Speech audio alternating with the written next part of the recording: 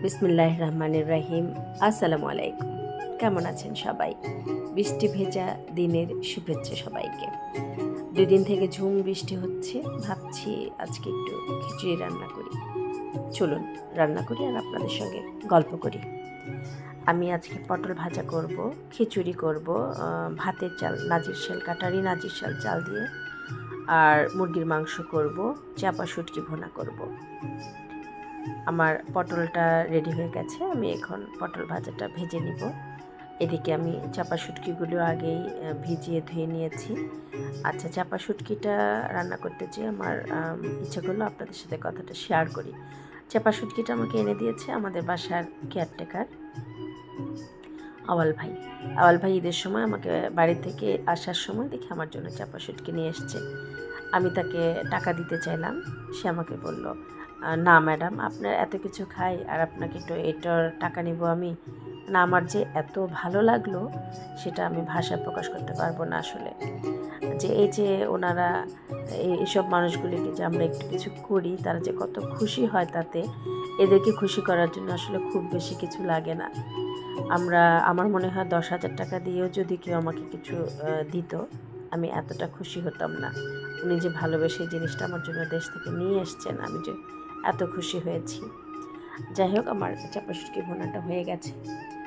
আর অনেক কথা আসলে রান্না করতে আসলে অনেক কিছু মনে পড়ে।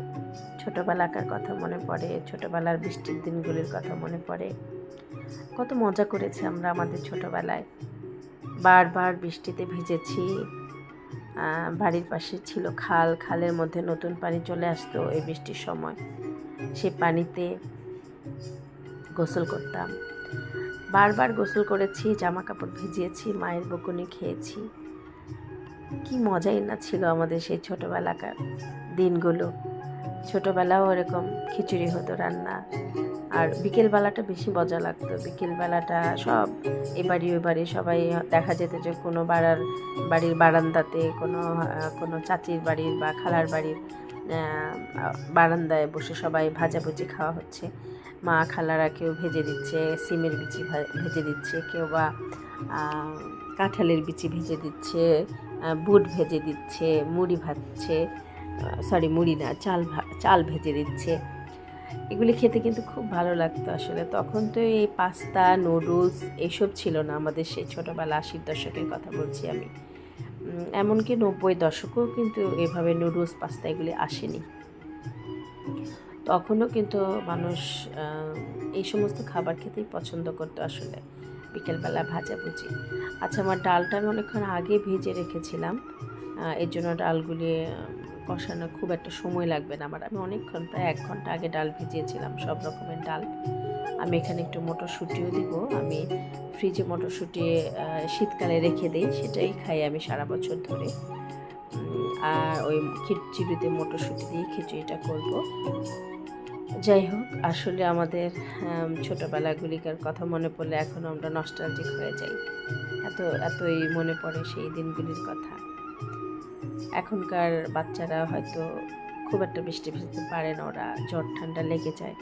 যদিও আমি চেষ্টা করি আমার বাচ্চাদেরকে দুপুরবেলা বৃষ্টি হলেই আমি ওদেরকে নিয়ে ছাদে চলে যাই।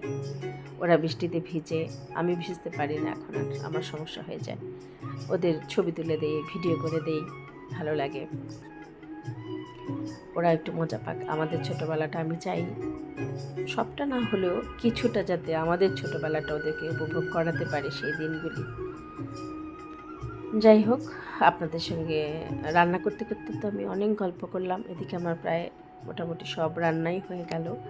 আমি আজকের মতো যা যা রান্না করলাম, আমার খিচুড়ি হয়ে গেল, আমার মাংস হয়ে গেছে রেডি, পটল ভাজাও হয়ে গেছে, আমার চাপা শুটকি ভুনাও হয়ে গেছে, সব রেডি। আমি এখন সালাদটা কাটবো, সালাদ কেটে ব্যাস, এই তো আমার সব রেডি আছে।